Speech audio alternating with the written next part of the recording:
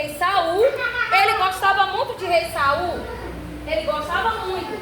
Mas Saul desagradou o coração de Deus. E nesta noite eu vou contar para vocês como agradar o coração de Deus. Da forma que Deus vai olhar para você lá do céu e vai dizer: esse realmente tem um coração voltado para mim. Assim como Davi. Um dia Davi estava lá. Então Deus foi lá e falou para Samuel: Samuel, Samuel, vai lá, desce para Belém. Quando você chegar em Belém, você vai juntar Jessé, e eu escolhi um rei dentre os filhos de Jessé. Você vai ungir. Então Samuel foi lá. Samuel era sacerdote.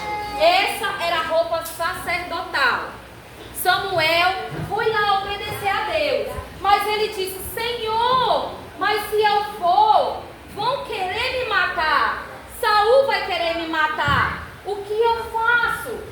Então Deus disse para Samuel: diga que você vai oferecer sacrifícios e vai chamar a família de Jessé para estar junto com você. Então quando ele fez, ele foi até lá. Ele pegou a cordeira que Deus mandou ele pegar e levou para lá oferecer sacrifício juntamente com Jessé. Eu quero pedir a alguma tia para vir segurar o nosso Samuel. Eu não sei o nome da tia, eu só lembrei da irmã Eduarda. Tia Viviane, Tia Viviane. Pronto, a tia Viviane vai segurar Samuel. Então, ele foi lá, pegou o vaso cheio de azeite e levou para Belém. E chamou um homem chamado... Qual é o nome do homem? Samuel. Não. Deus mandou ele chamar alguém para oferecer sacrifício. Jessé. Muito bem. Então, ele chamou a Jessé. Jessé era pai de Davi e tinha mais 7 filhos. Algum tio para segurar? Aqui é Jessé. Então, quando ele chamou a Jessé, ele ia lá com seu vaso cheio de azeite. Mas quando ele pegou, chegou lá e disse para Jessé: vai, Jessé, chama os teus filhos. Os filhos eu fiz pequeno, viu? Chama os seus filhos. Então chegou lá o primeiro filho de Jessé. O seu nome era Eliabe. Não é o meu Eliabe. O meu Eliabe eu escolhi pelo significado do nome, que significa meu Deus é Pai.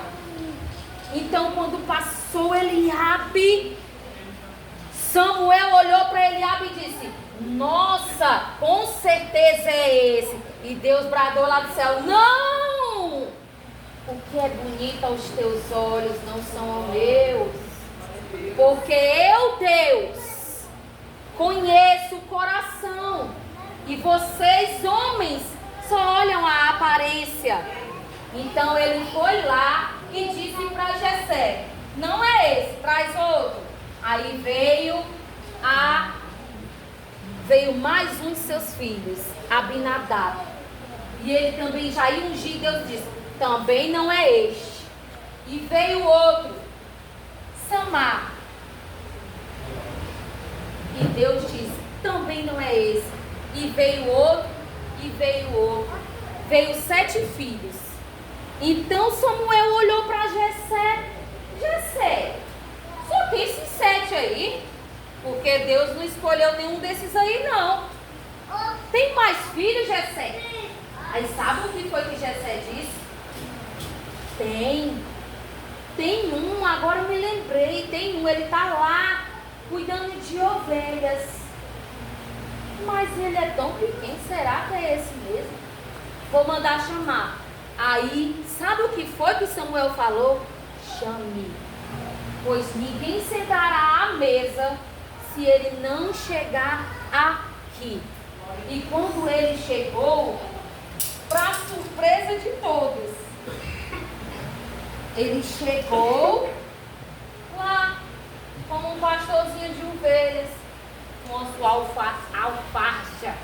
A Bíblia chama de alfaixa, eu chamo de bornol. Ele chegou lá com a sua alcharca.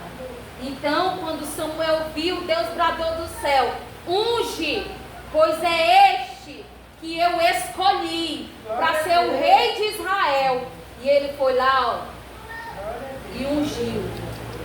Quando ele ungiu, sabe o que foi que Davi foi fazer? Sabe o que Davi foi fazer depois de ser ungido? Foi cuidar das ovelhas. Ele não foi para o trono, não. Então ele foi lá cuidar das ovelhas do seu pai.